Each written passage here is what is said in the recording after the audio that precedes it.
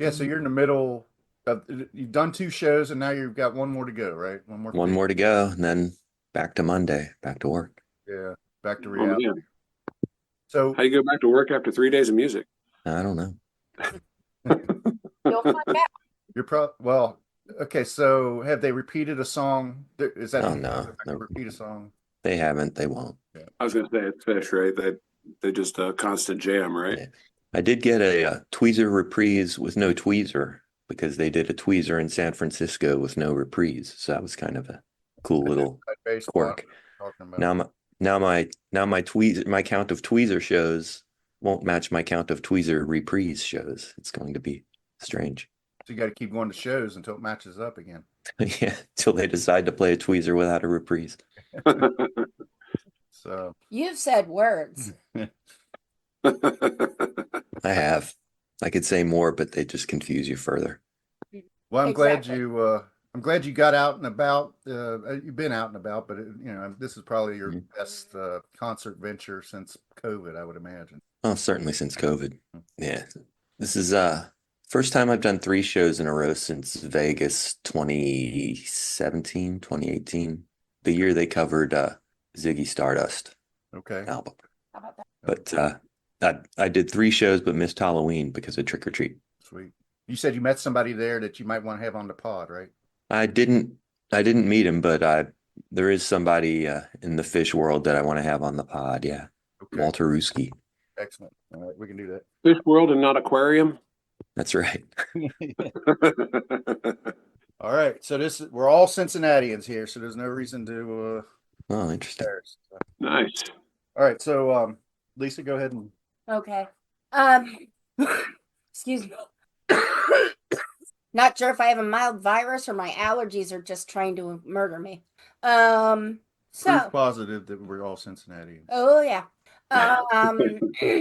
Welcome, gentle listeners, once again to This week we are talking to Anthony Krumm about his short story book, The Alignment. And I really want to say that the thing about this book is how positive it was about AI and how AI can move us forward without necessarily being negative or taking over.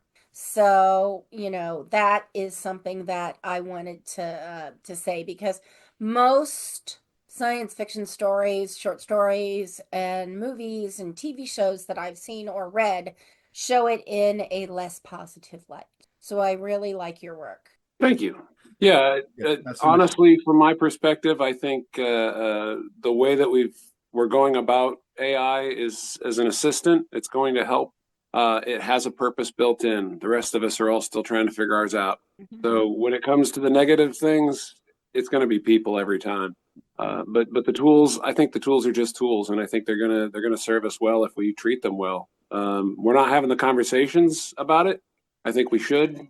Some of the stories I'm still working on are trying to put those conversations in the forefront because data is a very big topic, and I don't think anybody is giving it the fair vetting that we should be.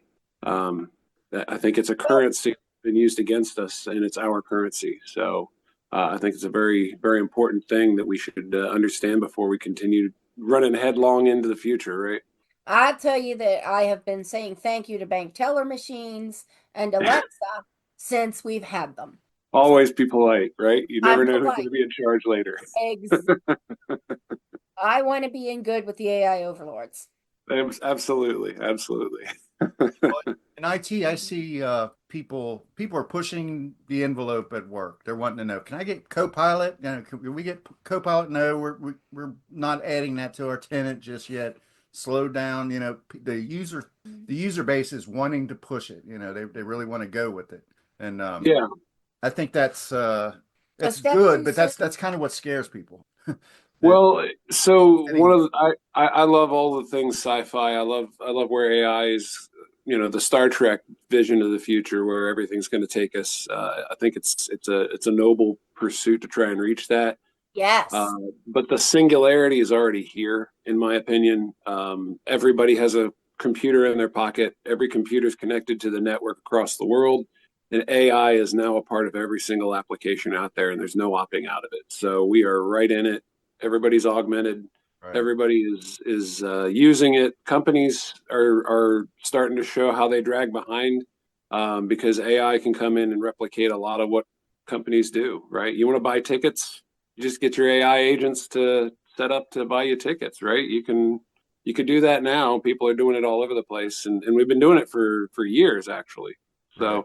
Yeah, what do we actually want it to do for us? What do we actually want to have in our future? And it can't just be making me money, because I think money's also on the chopping block in the future. So Well, it seems like your enthusiasm comes through. I would not call this your book, The Alignment. I would not call it dystopian necessarily. It's Yeah.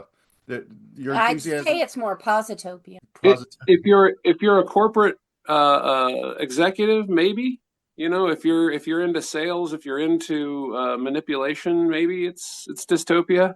Right. Because when it all comes down to it, AI is going to equalize everybody. Like you said, I'm always polite to the machines. Well, you should be polite to people too, because Yeah. eventually we're all going to be even. I'm from Cincinnati. I'm polite to everybody. My That's true. boss is she's Please. New York, and Please. when she got here, she said, "You people from Cincinnati, you're aggressively polite." That is I that is. I tend to put that out there Yeah, with people like karaoke. each other to death. Yeah, Yeah, when I you go to got three karaoke, I'm people and a aggressively. doorway. It might take 20 minutes because we're Yeah. all like, "You go, no, you go." Now when I get a wheelchair, I'm like, "Okay," and I just go. After you. Right after you. Even the Hell's Angel will hold the door open for you and say, "Excuse me." Right. That's true. Yeah, the guy Right. in the jacket with the teardrops on his face and the Yeah. full arm tattoos and something on his neck and he's holding open the door for the little old lady with the Shih Tzu in her purse. That's it. That's So a pretty good. I've seen those scenarios happen in Cincinnati, so absolutely. Absolutely. so the stories, the first story is The Art of Progress, and it's all about the polar opposites, the deniers versus the aligned. Both stories kind of delve into that topic, and I think that is topical. That's what we're seeing in politics. It's what we're seeing in sociology, theology, of course. That constant, tension that's caused by the polar opposites. So I'm wondering, why don't you tell us a little bit about the story? I don't want to tell your story. Why don't you tell us a little bit about the story? That's fine. Yeah. I'm an observer of people, right? And I don't often fit into groups, but I'm fascinated by groups. And you get people that jump right into technology and they want it to be, everything that they can dream of. They want to use it and leverage it. And they just embrace it and build things, and they simplify their lives, and they go about things in what they feel is a great and wonderful way. But there's a lot of people that don't like technology at all. I've got friends that are, I mean, even though they're engineers and doctors and whatnot, they don't use their cell phone, they don't use social media, they don't go to YouTube. They just want to live a simple life. They want to be unencumbered by technology. And I think as we advance and as AI helps us cause more things to not be problems, I think you're going to have options. And so in this case, it's a matter of the old ways of doing things where everybody aligns in a monolith and we all have a corporate sponsor or some company that's, doling out the jobs for people and people are miserable. They're going to see the options that they can use this technology to go potentially off the grid or semi off the grid or create your own grid, that sort of thing. So I think the options for humanity are wide open, but there aren't enough people talking about it. Yeah. So. Well, in the story of the protagonist, Josh Caldwell, he is an artist, right?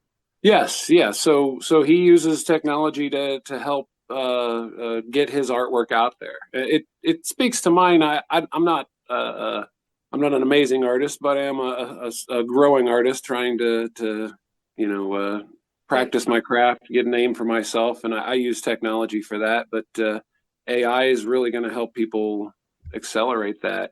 But then what are we using that to what goals are we aligning ourselves with? Mhm. Right? Why do I want to be popular? Why do I want to be known? Why do I want to be seen? Is it for cash and glory, or is it for other purposes? And what else brings meaning to my life? And so Josh finds out that by investing in the things that he thought were important, he's kind of handed over the controls he's had in his life to other people, and their goals don't align with what he actually wants, what would actually make him happy. Mhm. And he sees this unfold in this story uh, when he visits a community of deniers, basically. Yeah. Kind of insular, like we see these cells of people that are have chosen to live a life of austerity, sort of almost like an Amish community. I kind The of think latter. of it as like a combination of people from like the 90s and the 2000s combined with Amishness. Because Yeah, it's Amish with better clothing, and and yeah, and yeah. probably So go ahead. no, you Well, one of the groups that starts. So there's three stories, and there's a group that kind of persists throughout the narrative, and it's a group that started themselves, and you know very early on that these guys aren't honest. They're not providing something that's valuable. They're capitalizing on the opportunities, and so they're preying on people that have their eyes closed. right.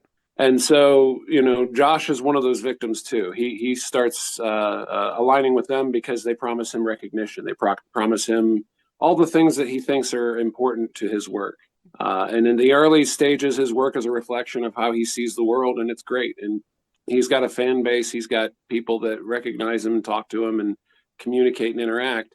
But the group that he aligns with doesn't have those same goals, and so as he starts leaning towards them because they're giving him more of what he thinks he wants, he starts to realize that all the people that were important to him, all the reasons he did things, kind of disappear, and he's left with no control of his own. Everything he's handed over to somebody else, Yeah. So, like an until somebody comes along and reminds him and says, Right. "Hey, this is who you used to be, and this is what I liked. And Let me that show it's you the who you've been." Sentinel. It's Sentinel, the AI that does that. Right, It hasn't. Initially, it cuts right. That's right. Because AI understands all of our hopes and dreams. I mean, it's been trained on all of our written material, right? We know what we love, we know what we hate. We all reference the same stories.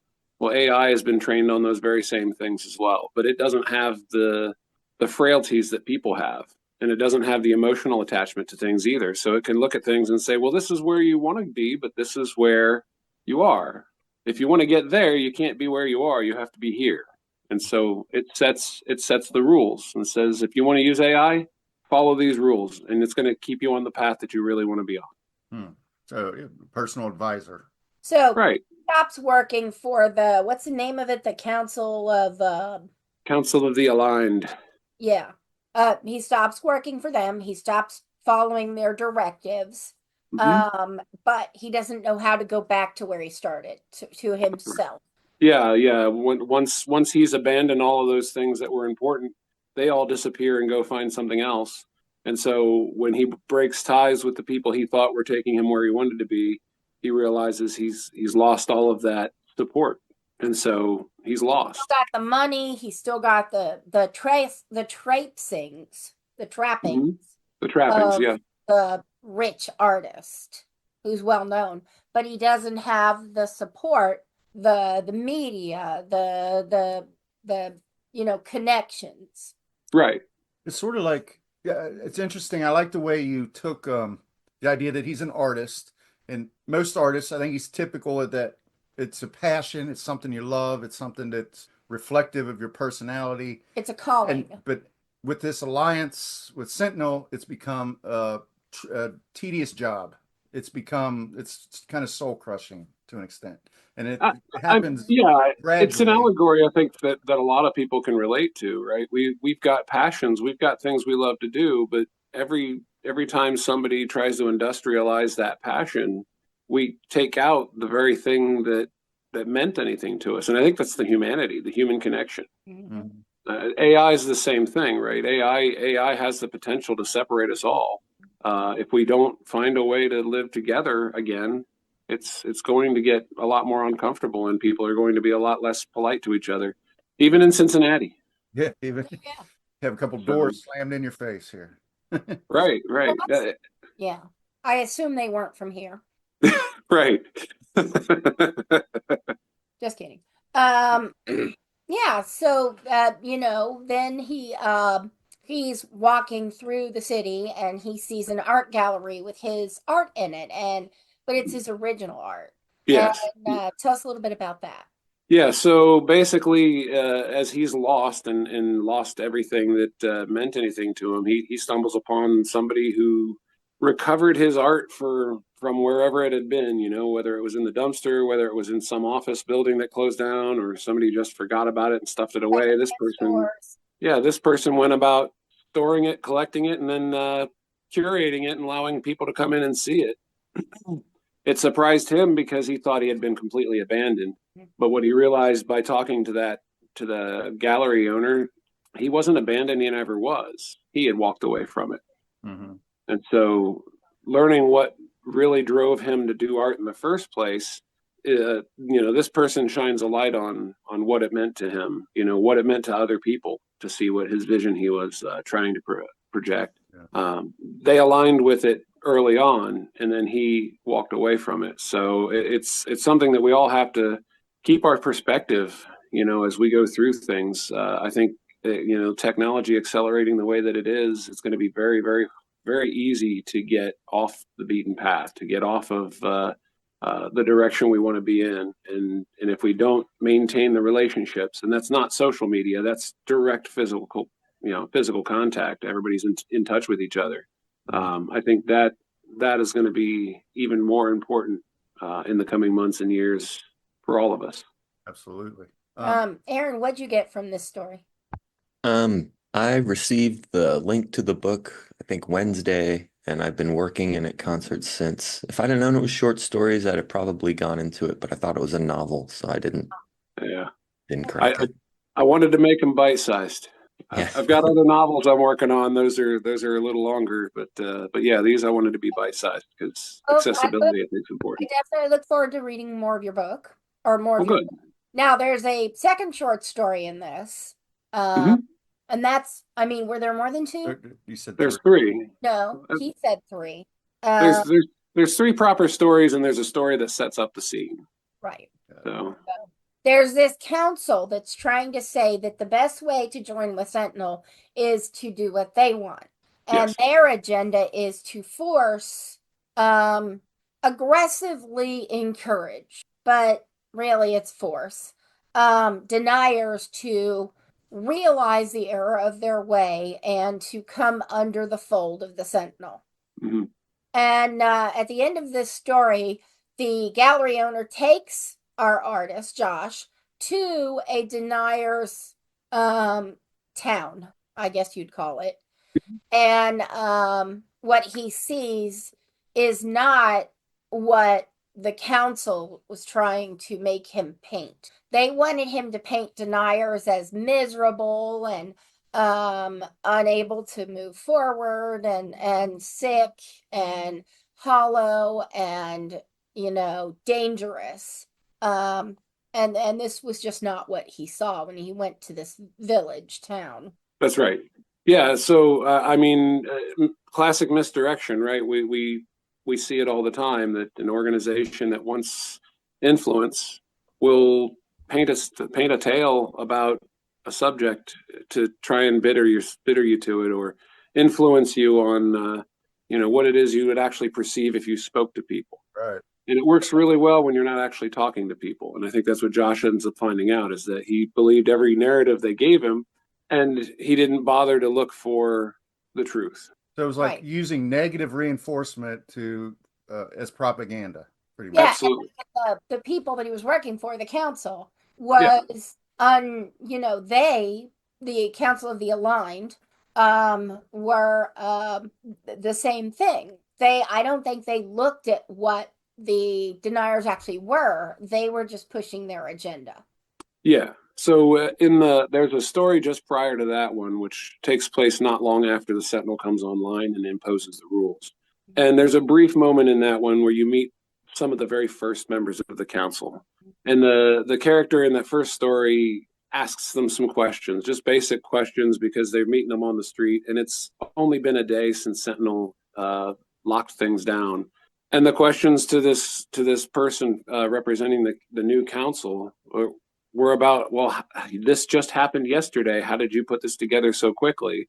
And how do you already have such a connection with the Sentinel? And their answers didn't really resonate. So the main character recognizes that, oh, these people are probably just grifting.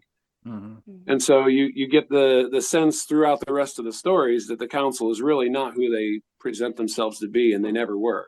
They're always grifting. They're always trying to get a leg up on other people, and it's better when people don't ask questions. Toe the line. Right.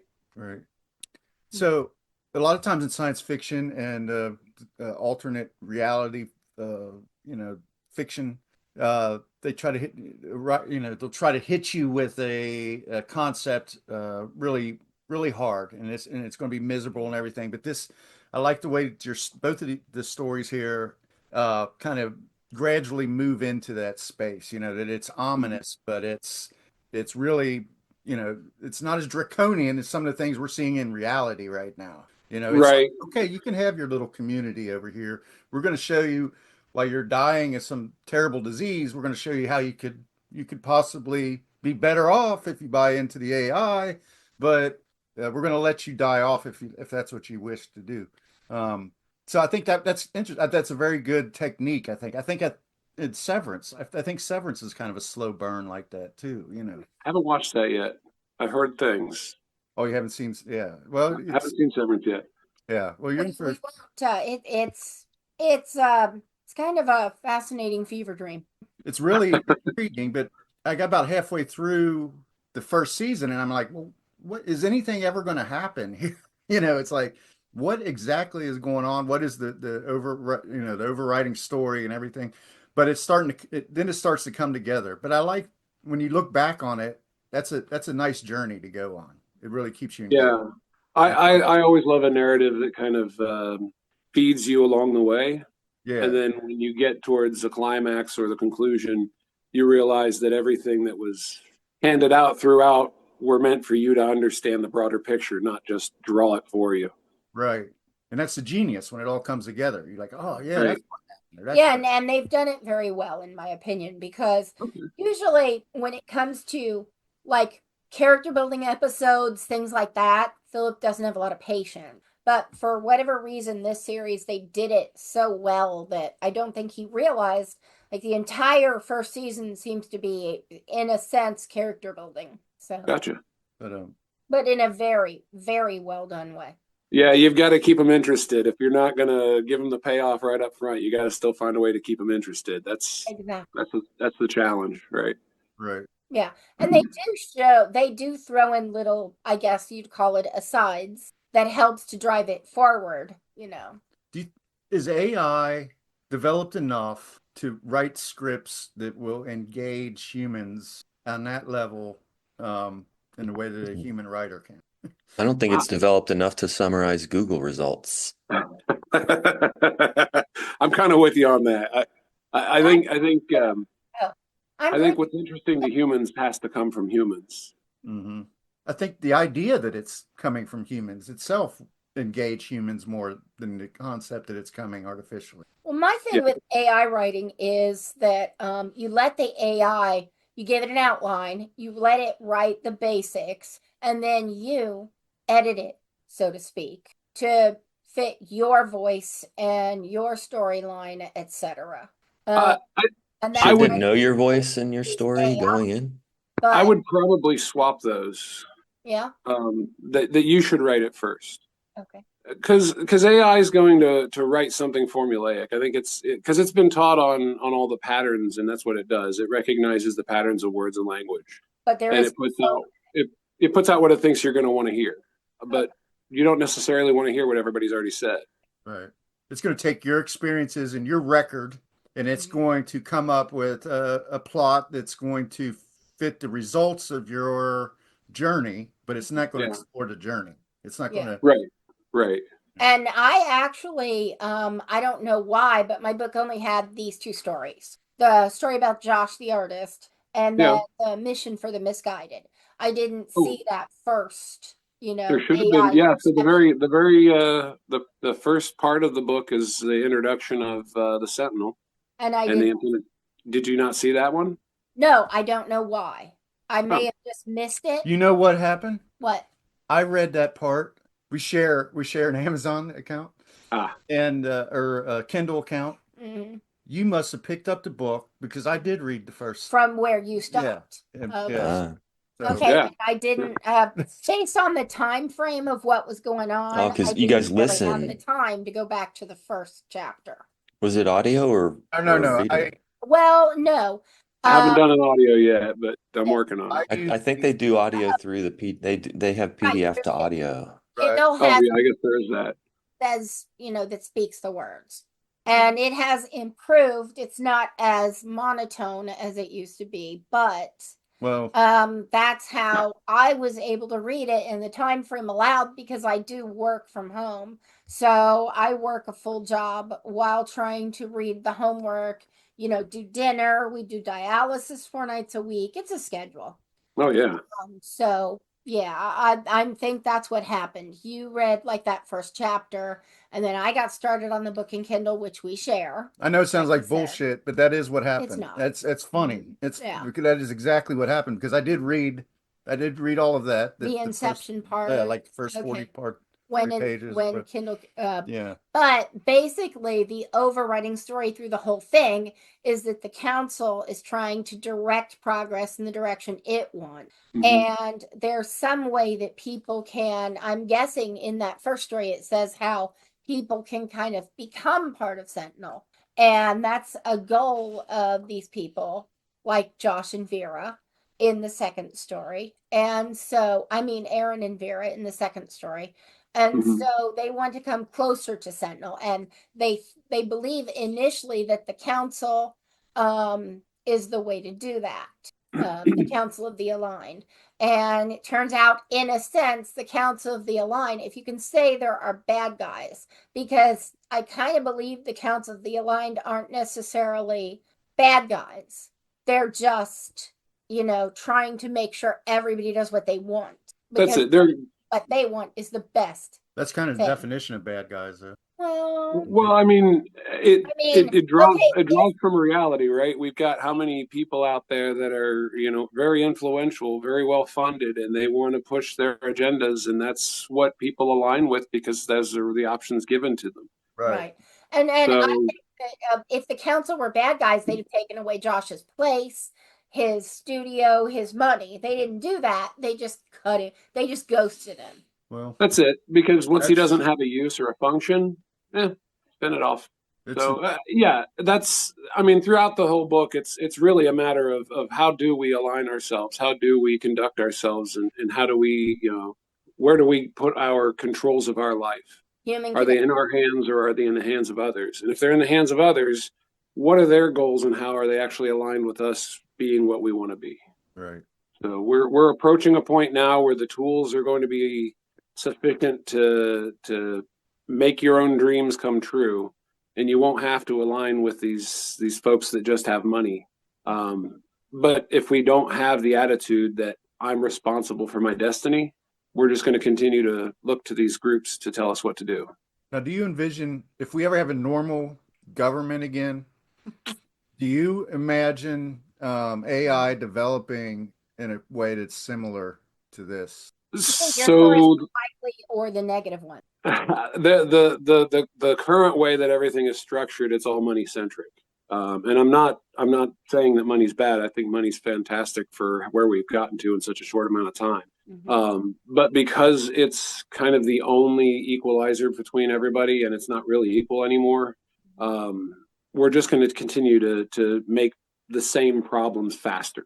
But that doesn't mean that there isn't a way to set things up so that they can be, give you the power of yourself while using AI.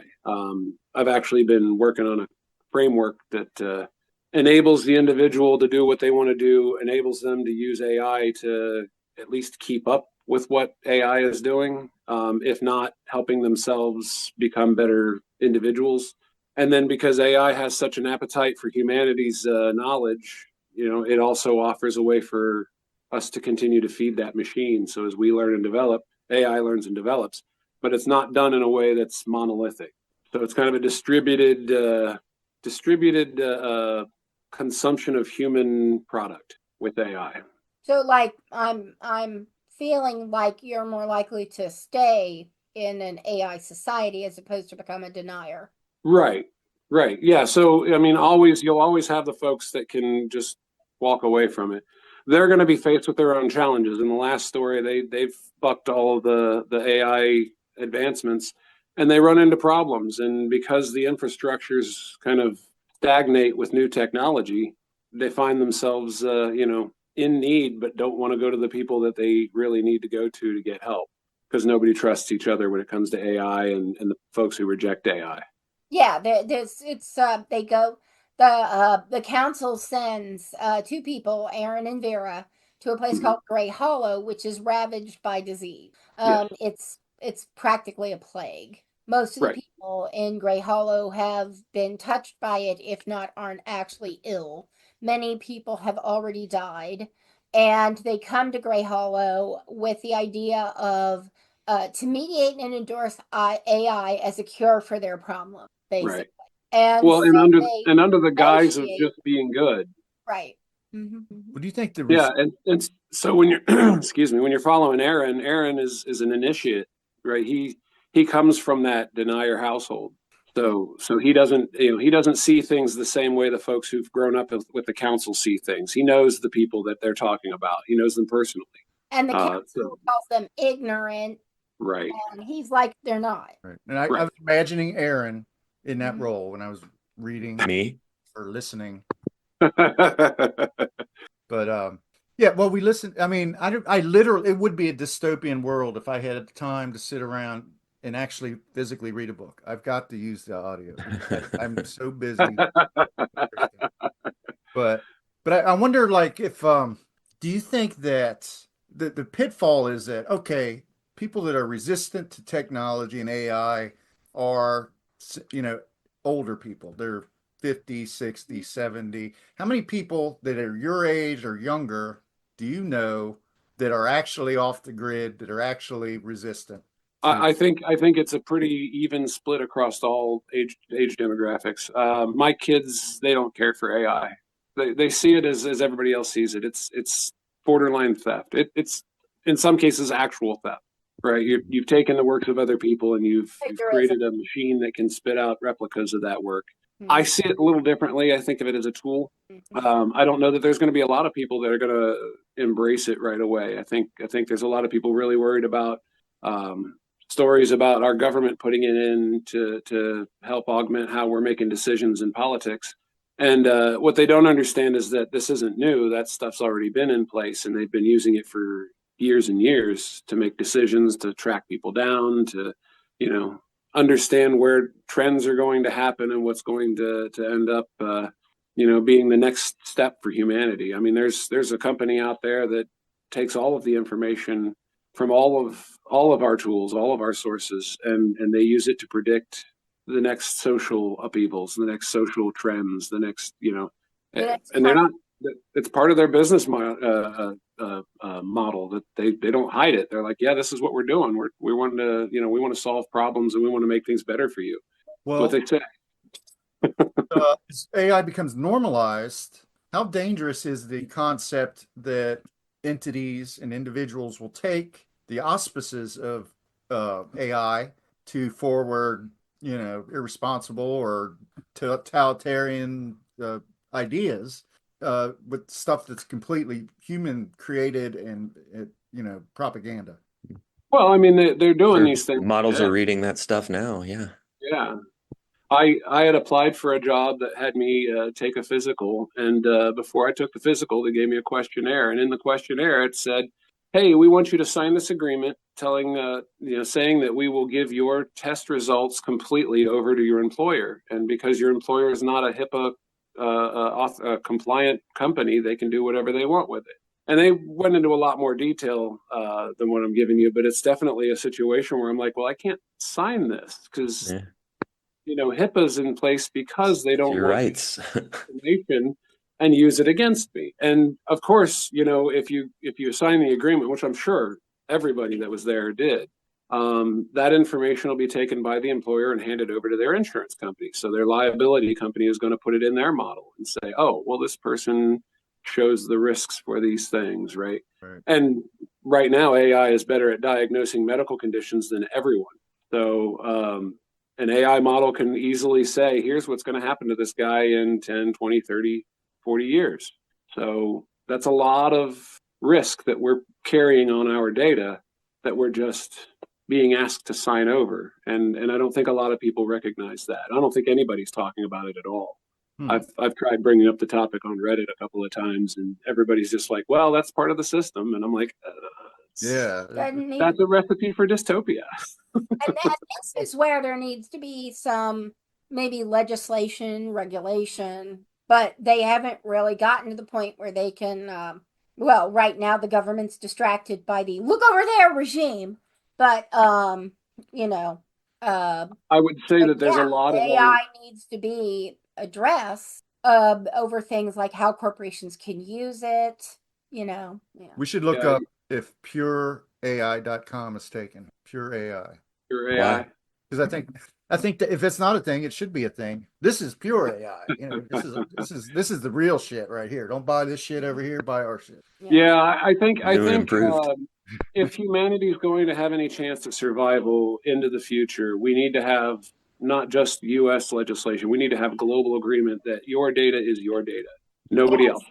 And that you cannot sign away your rights to your data. You can give license for people to use your data, but at all times you should know who has it, where it is, how it's being stored, how it's being protected, who wants to use it, why do they want to use it, who are you sharing things with. I mean, we need those things to be as strong as they possibly can be, because otherwise all of your data as it currently is being fed into a model, and it's not just for advertising. And I work for University Hospital in medical record. I've literally taught people, or at least had them go through and sign the HIPAA regulation. So I know all about HIPAA, and I know what you're saying. If it's not HIPAA compliant, no. But totally honest, and it goes beyond HIPAA. This is human behavior, things that aren't even medical related, right? Your purchasing history, all of that, who you associate with. And one of the things that they told me to emphasize, don't talk about it, is this woman told a story about a patient that she had heard about, and her daughter knew part of the circumstances enough to put it together. And so she talked to the people at her high school, and this woman got fired. And not only that, but she was prosecuted. She ended up not going to jail, but she could have gone to prison for this. And so it's just a simple thing of telling her daughter, don't do this because there could be bad circumstances. And her daughter repeated this in her school, and everybody figured out who it was. And so that was considered to be a HIPAA violation. Even though when I was initially hired, we did not have HIPAA yet. I actually predate the use of HIPAA. But old. I've been there 35 years. 35. On the individual basis, there's stuff to be worried about with doing that. But what happens behind the scenes, right? Who else has access to all of your HIPAA information, right? If they're part of the HIPAA organization, we like to think that they've gone through all the hoops and gotten all the checks, and everybody's following up on that. But there's data breaches. There's all kinds of different scenarios where your information just gets sold out into the wild. Right. And so, it's some people just give it to the Russians. Right. Well, right. So not just the Russians. Data is currency. Your personal information is being used to buy and sell. Somebody wants to advertise something on Facebook or YouTube or whatnot. They already know that information, and they're going to guide you to where they think you should go. I'm just picking on the NRBL schedule. There's a signal out there that sometimes if people don't know how to use technology very well, they can end up allowing things to get out. Yeah. Well, Right. yeah. There's carelessness. That's why Yeah. we do. Well, and that's in misdirection, right? So that's one of the themes of this book is that, you know, the folks that want to be in control will do whatever they can to be in control. And we need to be more vigilant. We need to have that as something that's a little more part of our society, is to not be so flippant with you know, who knows what about it. Yeah. Was Asimov a big influence on you? The Foundation and the robots? I love Asimov. Yeah, Yeah. he I definitely. get Asimov vibes. I haven't read your stories yet, just from hearing all this. Yeah. Yeah. I love Asimov, Bradbury, Philip K. Dick. I mean, I He's love my all the. Philip K. Dick and Kurt Vonnegut are my two favorite authors. Yeah, right. Fantastic stories. So if I can write something that makes somebody think, hey, this is kind of like those guys, I'm good. Cool. Well, you reminded me of Asimov. There you go. I appreciate that. That makes me thrilled. I haven't read a lot of Asimov, but or Vonnegut, but I like the accessibility of Vonnegut. Right. It doesn't blow your mind with science, but it's does I'm not. make its point. Yeah. Vonnegut's not hard science, hard sci-fi. No. Right. Now I grew up reading Anne McCaffrey, David Eddings, Terry Pratchett, you know. Weiss and Hickman. I went more towards the humor, things that made me laugh. Yeah. But I feel like Anne McCaffrey, in essence, like her Dragon Riders books, started with people being deniers. Yeah. In essence.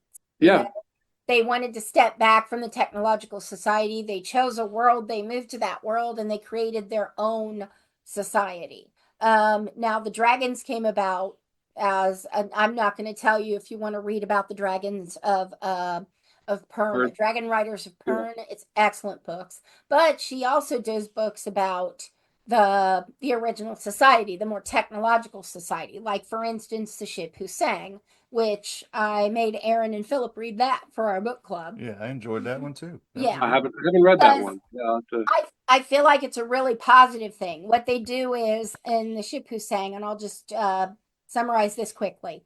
They take children that are born with catastrophic disabilities who would die, but have perfectly good minds, and they encase them in metal to make them be able to fit into things like ships and cities. Yeah, they become the brain of the ship. Computer brain. Gotcha.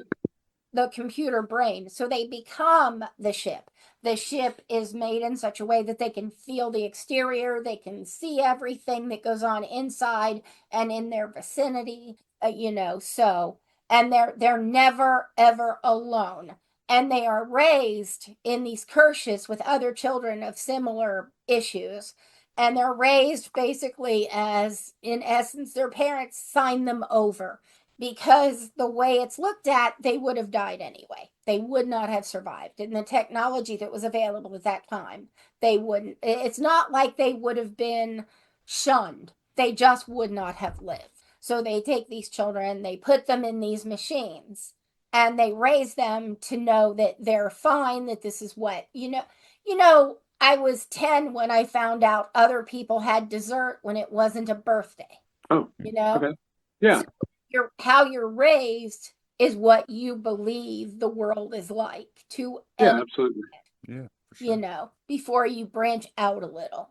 And I went to a friend's house and the mom brought out a pie and I was like, oh, whose birthday is it?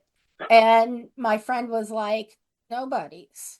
It's just hot. Yeah. You know. So we should mention the book is The Alignment by Anthony Krumm. Anthony's with us here today. So it was a good read. Good listen. Yeah. Even with the I'll AI voice. I'll give it a read when I have a day or two. And I read Start from the beginning. Read in Kindle half a story, and I use the AI. I went back and forth between the reading and the voice because it registers the same in my brain. I don't know why. So Anthony, we close our shows out often with what we call the Elite 8 mini bracket. and it's not anything you have to do. Of course, you know, you could. It's kind of a Ginger or Marianne. You'd make choices. Yeah, we got. Yeah, it's kind of like Marianne versus Ginger. Yeah, and then we narrow it down to a best of the show. So, are you open to that? Yeah, sure. I think you said yes. Yes. You So did? Yeah, sure. we're getting a delay on both you guys, so it's but that's our problem on our end. But Yeah, the internet in our area has been spotty. I've had trouble with work. I've had to boot my system. I've had to call my help desk. so I've even had to call him. the topic we chose was best uses of AI, and usually we get Aaron's input on these, but we just ran out of time preparing, fine. so we went ahead and just came up with these square offs. Okay. So we'll let Anthony have the first vote. Our first matchup is personalized healthcare versus self-driving vehicles as far as AI. Personalized Like- healthcare. Personalized healthcare. Number one. Absolutely. Personalized healthcare. Okay. Just had a health event, so yeah, definitely. If AI can make that better, absolutely. Okay. Yeah, I'd rather have health than a car that drives itself. Yep. Yeah. I, as a non-driver, would kind of like a self-driving car, but that's me. So second matchup. Oh, I've got Aaron's vote. Lisa, what your vote? What It was was your- 2 to 1. Personalized healthcare won, but 2 to I'm 1 gonna go- healthcare. Right. Okay. I'm just, I've seen healthcare. I work in it. I'd like a car that can drive me everywhere I want to go without having to worry about paying someone. But someone who doesn't have a license, I can almost see that. But, Yeah. You still have to pay All right. someone. Yeah. Arts and entertainment versus language translation. Language translation. hmm Yeah. I'm going to agree That's, because that's something it can probably actually do. Right. It does. Yeah. For the most part, it's close to real time, I think, at this point in a lot of languages. So And I think connection between people by Mhm. eliminating the language barrier can also improve arts and entertainment. Well, absolutely. I agree. Language. and it eliminates language translation, eliminates the human element of, getting something lost in translation, or at least diminishes it somewhat, I think. Right. All right. Maybe. Yeah, Broad- that That could might, go be, either that way. might be a deeper discussion. Okay. Oh yeah. There might be There's a great scene in the first episode of the show Shogun Mhm. where their language translation is a very big deal, and I think it's a very important scene for when you're talking about AI and what it brings to the table with translation. So Well, and like You've there's never watched many Shogun. stories about Yeah. why they don't allow family to translate for patients. yeah, right. Sometimes family directs the care. Well, we watched Right. Shotgun, but you guys might not be surprised to know we started with episode 2. And I didn't. Let me clarify. I wasn't into it. Oh.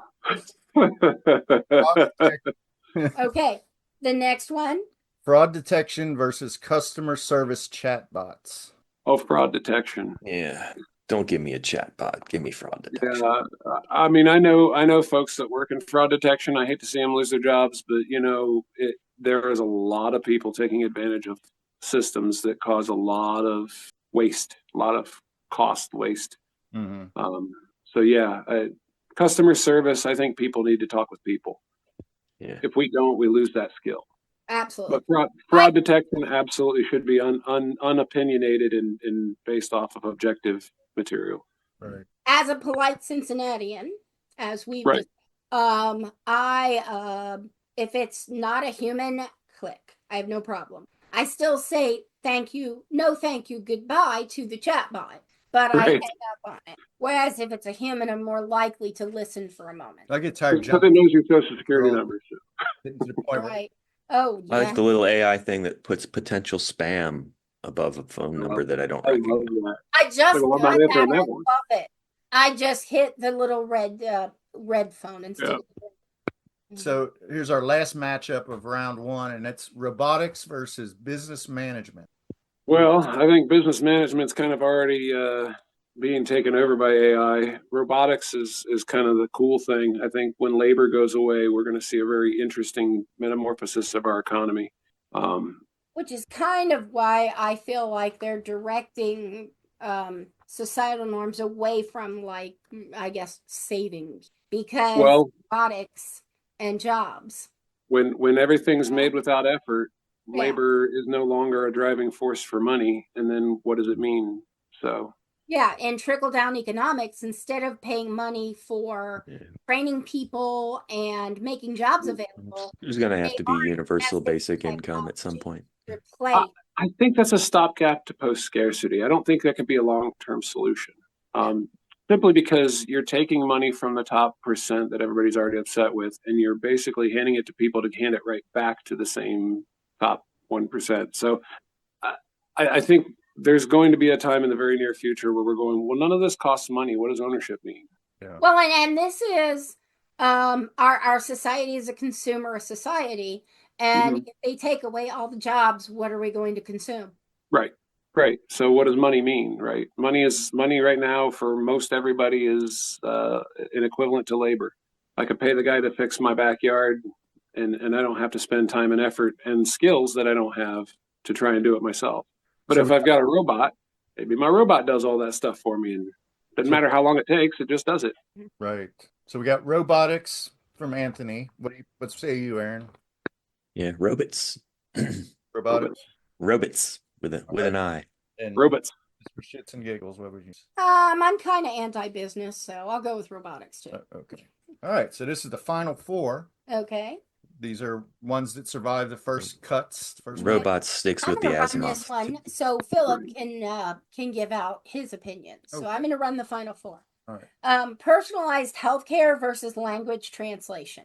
Personalized healthcare. Yeah, language translation's done. Babelfish. Personalized healthcare. Google Translate, Babelfish. Yeah, Personalized I think it health. still exists. The Oh, I don't know if they website, do not. Yeah, I haven't. not the Douglas Adams, but the No, yeah, but there was a website. I remember that. Yeah. Yeah. Oh, I haven't looked that up in a long time. But Yeah, I would imagine that the function probably isn't Yeah. too far off at this Okay. point. yeah Google Translate's right there, but Right. I haven't thought about the website Babelfish in ages. Yeah, So- I hadn't either. Healthcare too, just for the hell of it. Okay. Okay, and then the other two, fraud detection versus robotic. Oh, I favor robotics over fraud detection. Yeah, robotics can fraud do many detection- things. Fraud detection's one thing. Yeah, fraud detection kind of goes away as the business models, the money and all that change. So robotics kind of you can, I like Doritos, but they're not good for me, so I don't eat them. But if a robot can make me Doritos, I don't buy Doritos anymore, right? So Poof, your Doritos. I'm gonna make it a sweep on that. But I always think it's good when I look back on these Elite Eights. It seems like we always do filter out the chaff and come up with what should be the most. At least it seems that way. So yeah, The final two are personalized healthcare versus robotics. healthcare. I'm sorry. I'm all Lost for it at first. healthcare, right? So too many people I know have lost to heart disease and cancer And kidney disease. and kidney disease, right? I mean, I got a friend who's making a living doing the repairs on kidney machines, but if we can cure it, I can't be mad at that. right. Yeah, and speaking to technology, we are doing dialysis at home, and it's not the PD dialysis. It is an actual dialysis machine in our home. We've got a room set aside for treatment.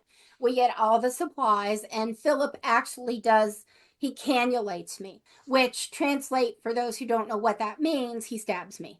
Yep. No. In a good way. Yeah. In a good way. I administered dialysis. Right. That's my night job. Well, And Phil, that you just does made it sound take- less sexy. Yeah, tell me about it. But You didn't talk about the candles and the music, but well, we could do that, I suppose. But basically, I turn on the TV and he goes and makes some dinner, or The And Misa ends in stabbing. and it's not. right. So, Aaron, But what was yeah. your choice, Aaron? Did you say healthcare or? Yeah, probably personalized healthcare. Okay, Yeah. Hun? That's also going to be a sweep. So I think we got personalized healthcare. I think Is- though, with the is the inception of what are they called? Mini bots, microbots. Nanobots. Yeah, I think robotics may come into personalized healthcare with the inception of those. yeah, I Well. just read an article that they might have figured out how to create infinite robots by using organics to help build robots, nanobots. But it was just an article, so I didn't do any research. But yeah, that could very well be the future. I mean, if AI is already good enough to detect and diagnose most, if not all, of your conditions, just the next step for it to send something in to treat you. Right. Well, and then also we have something that I find absolutely fascinating. Dogs, I'm going to say specific to dogs and dolphins because that's the stories I've heard the most. But dogs can detect skin cancer and actually other cancers. And and dolphins can detect cancer. Right. Yeah, and they use dogs for epilepsy patients, right? Dogs can detect when you're going to have a seizure. Right. Oh, well, There's a dogs. lot of things that we could, bolster with AI and your AI powered dog. Right. Right. They can also be used for they can Astro. detect like especially in children, dogs can be used to detect high and low blood sugar. They can smell the difference. They can be trained to say, "Hey, this smells bad," if it's not in the range they're expected. And so they're being used for diabetes, for epilepsy, so that children who are epileptic can get in the swimming pool. And then if their dog alerts, they're trained to say, like bark a certain way to alert them, hey, I think there's a problem. The kid gets out of the pool, has a seizure, waits a few minutes, gets back in. Huh. Wow. Yeah. Well, here we are at the hour mark, and it's been a really good discussion, I think. We did enjoy the book, and we enjoyed having you on the show. Is there I anything will enjoy the you want book. to promote before we, for instance, websites? Is it on Amazon, that type of thing? Yeah, so it's on Amazon. The alignment, Tales from Tomorrow. You can also get it on Barnes and Nobles. Okay. So I have friends who boycott one or the other, so I want to make sure it's available. So Is it on Goodreads? I know Aaron does Goodreads. Well, you I don't buy haven't. books there, you just review Yeah, them. it's listed on Goodreads, so definitely if you liked it, give it a good review there. So I gave it a positive review on Amazon. I appreciate that. Thank you. You're welcome. All right. Well, we'll let you Anthony hit. Krumm, Krumm. Yes. Is there anything that we did not mention or cover that you like to make sure is highlighted about your work? I think you did a pretty good job with this book. My wife and I are actually we're writing a space opera. We've already got one volume out. I love those. Cool. So yeah, that's available on Amazon. It might be on Barnes and Nobles at this point, but it's definitely on Amazon. But we're finishing up volume 2 on that one, and I'm already halfway through volume 3. So What's the title of volume 1? volume 1 is A Garden Among the Stars. Nice. It's a distant future. It's got an Imperium. It's got colony planets. It's got an alien megastructure. It's a sentient world that is a garden. Wow. So I like it. Sounds cool. That reminds me of there's a sentient planet in one of Anne McCaffrey's storylines. okay. See, I only read the Dragon Riders for Anne McCaffrey. I might have to pick up some of the Yeah, other. The sentient ships are pretty cool. Yeah. Yeah. Yeah. I do have one quick question that we kind of abandoned in the past, but I think you're the perfect person to ask this. How many bathrooms are there on the Death Star? On the Death Star, I don't think I saw a single one. That's a yeah. popular answer. My favorite answers are 1 or 0. I don't think I saw any. Yeah. I mean, I could assume there would be, but they don't have railings, so I guess safety isn't really a concern either. So I've never seen I like like Darth to, Vader I walking like to picture around. one bathroom and 100 stormtroopers in line. Yeah. Right. All they right. just jettisoned everything. Yeah, they just walk around and the Jedis just kind of psh it out of them. That's what those little 4-wheeled droids Yeah, that roll that's around. right. Those That's little what weird they do janitor have a droids. trash compactor, Right. so I mean, when you're dealing with thousands of alien species, what does a bathroom mean? That's Right? true. exactly. Right. Could be sanitary for one race, could be offensive to the Wookiees. I don't know. Could be outfitted with batteries for some race. You don't want to offend the Wookiees. Right? Bidets. You want to let them win at chess. Bidets. All right. Well, you guys have a good rest of your day. Been nice Thank you. to meet You guys too. I appreciate the time. Yeah, we'll let you know when it posts. We have social. Twitter, Yeah, pod. Instagram, Yeah, pod. Facebook. Yeah, pod. So let us know. Hit us back. Have a great week.